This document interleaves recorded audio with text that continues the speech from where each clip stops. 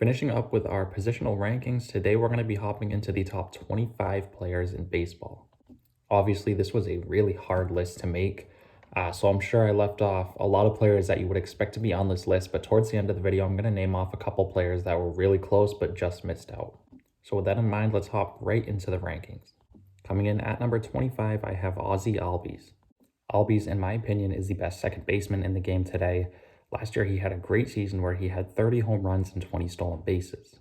And as we stand today, he's still only 25 years old, so I think this guy is only going to get better as time goes on. Defensively, he's pretty solid as well, so I think he's all around a great player, and I have him coming in at number 25. Moving on, at number 24, I have Bo Bichette. Just a couple years back, Bichette was a top prospect in Toronto's system, and he has showed up. Last year, as a 23-year-old, he nearly had a 30-30 season as he had 29 home runs to go along with 25 stolen bases. And defensively, he's pretty solid over at shortstop as well. So I think Bo Bichette is all around a very solid player. People might think this is a little bit high for Bichette, but I'm a big believer in him. I think he's going to take yet another big leap this year, and I have him coming in at number 24. At number 23, I have Max Scherzer.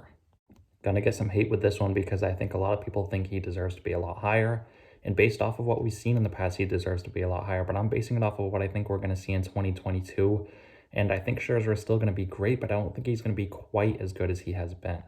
He's a 3-time Cy Young Award winner. He's finished top 5 in the Cy Young voting 8 different times. This guy is just unreal. He's a clear-cut Hall of Famer. And I have him coming in at number 23. At number 22, I have Paul Goldschmidt. Goldschmidt is just a solid player all around. He has power, speed, and he can hit for average, and also he has won 4 Gold Gloves in his career, including last year, so he really just does it all. He is heading into his age 34 season, but I think he still has a lot left in the tank. He clearly showed that last year as he had one of the best years of his career.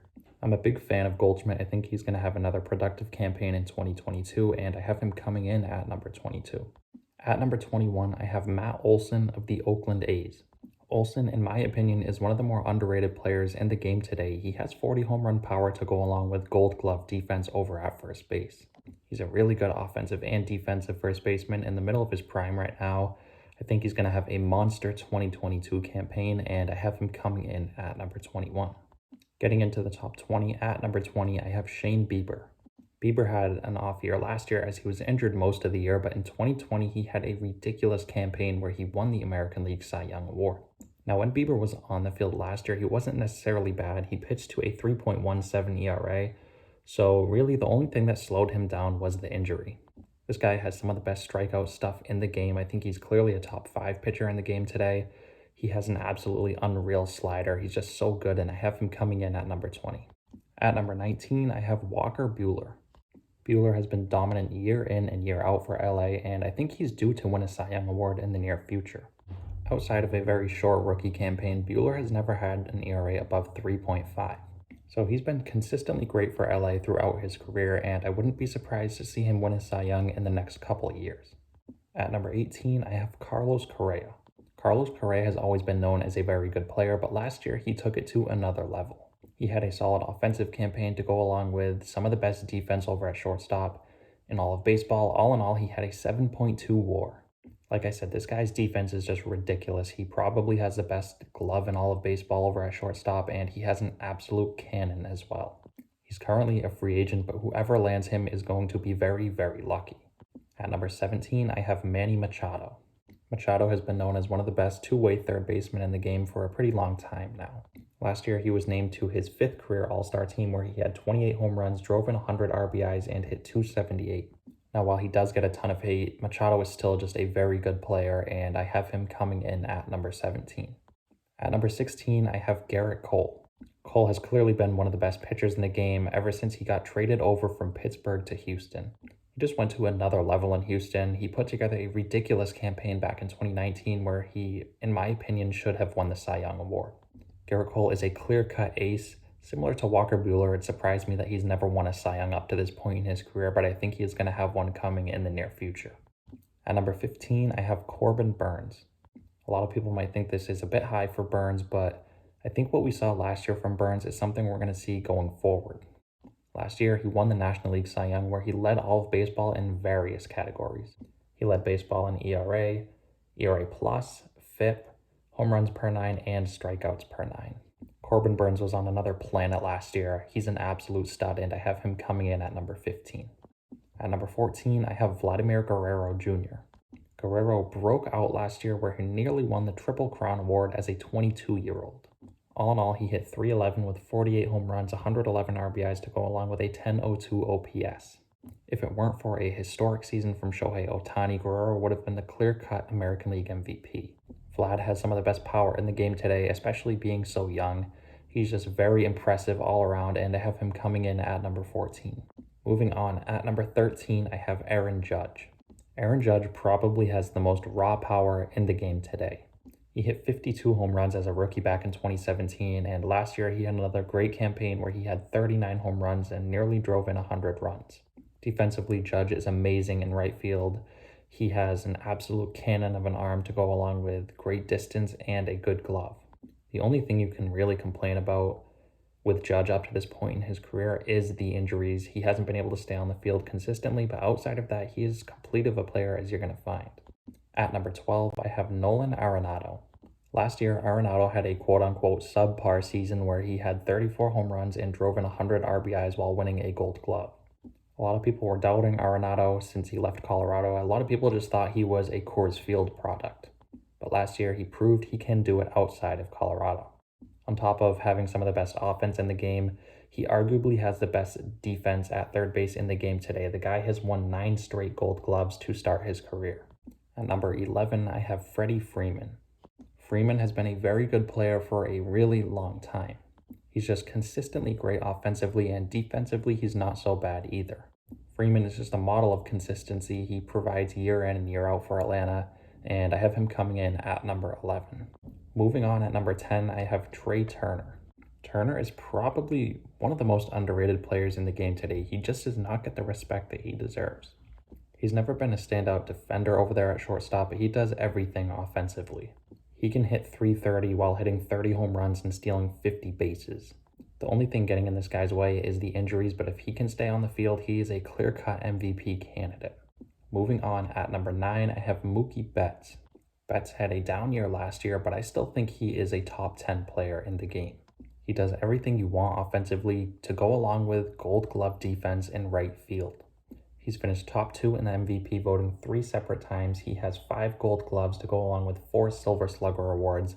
This guy is just an amazing ball player, and I have him coming in at number 9.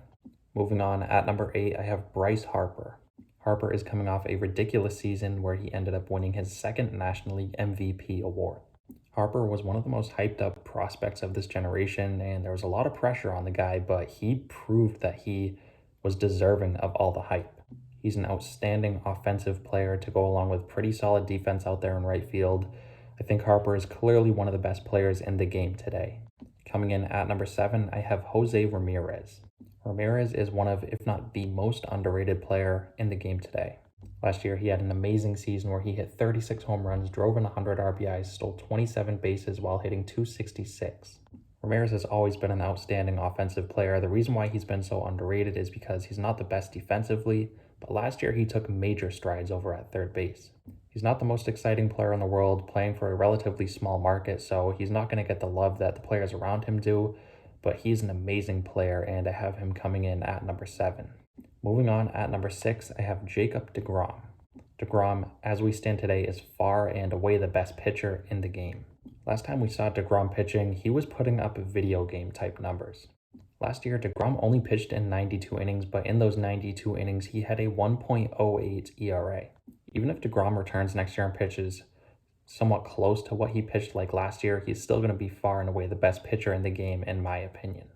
deGrom is must-see TV. He's an amazing player, and I have him coming in at number 6. Getting into the top 5, at number 5, I have Shohei Ohtani. Might get some hate with this one because Ohtani put together a historic season last year, a season that we have never seen before.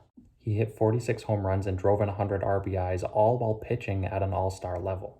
So as amazing as Ohtani was last year, the reason why I don't have him a little bit higher is because I need to see him do it for a little bit longer. But that takes nothing away from what Shohei Ohtani did last year. It was just unbelievable to watch. I think he's a really good player, and I have him coming in at number 5. At number 4, I have Ronald Acuna Jr. Acuna is one of those players that you don't see come around very often. Back in 2019, as a 21-year-old, Acuna nearly had a 40-40 season as he hit 41 home runs to go along with 37 stolen bases. Now, the only reason why I don't have Acuna a little bit higher is because he was injured for half of the season. But if this guy comes back and plays like he did before the injury, you can make a very good case for him to be the best player in all of baseball. Acuna is something special. He's unreal, and I have him coming in at number 4.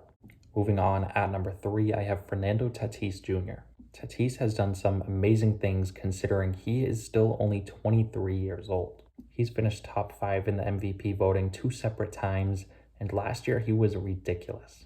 He played in 130 games where he had 42 home runs to go along with 25 stolen bases, a 975 OPS, and a 6.6 WAR. Tatis, in my opinion, is the most fun player to watch in the game today. He just electrifies the Padres. He gets the crowd going. He's just all around very fun to watch. The only issue with Tatis up to this point in his career is the defense. He did get moved to the outfield last year because of his struggles over at shortstop, but the guy's only 23 years old. He's going to get better defensively as time goes on. Moving on, at number 2, I have Juan Soto. Soto is a young superstar who has just done some ridiculous things up to this point in his career. He finished 2nd in the Rookie of the Year voting, only behind Ronald Acuna, and he's finished top 10 in the MVP voting 3 separate times. He's as disciplined as it gets up there. Last year, Juan Soto had 145 walks to only 93 strikeouts. That just speaks to how disciplined Soto is up there at the plate. He's one of the smartest hitters in the game today, and when you take into account that he's still only 23 years old and will only get better from here, it is a scary thought. And at number 1, the best player in baseball, it's Mike Trout. Trout was injured for the majority of the season last year, which makes a lot of people think he still isn't the best in the game. But the last time we saw this guy healthy, he was clearly the best. He's been doing it for a very long time now. He's a clear-cut Hall of Famer. He's just on another level. Now, if Trout does come back next year and doesn't look the same, then he may not be the best player in the game anymore. But as of right now, I have to give Trout the respect he deserves. I think he is still the best player in the game until proven otherwise. So there you have it, my top 25 players in baseball today. Let me know what you guys think down below, because I'm sure we're going to have plenty of disagreements with this one. And real quick, before we do wrap it up, I want to give a couple of shout outs here to a couple of players that just missed out on the list. Players like Marcus Semien, Rafael Devers, Alex Bregman, Brandon Woodruff, and Kyle Tucker. These players were all so close to making the list. I think they just slightly missed out, but I wanted to give them the respect they deserve and mention them towards the end of the video here. Anyways, if you guys do enjoy the content, feel free to subscribe. I'm going to continue to post a lot more videos here as we head closer to the 2022 season. And lastly, I want to thank you guys again so much for watching, and I'll see you next time.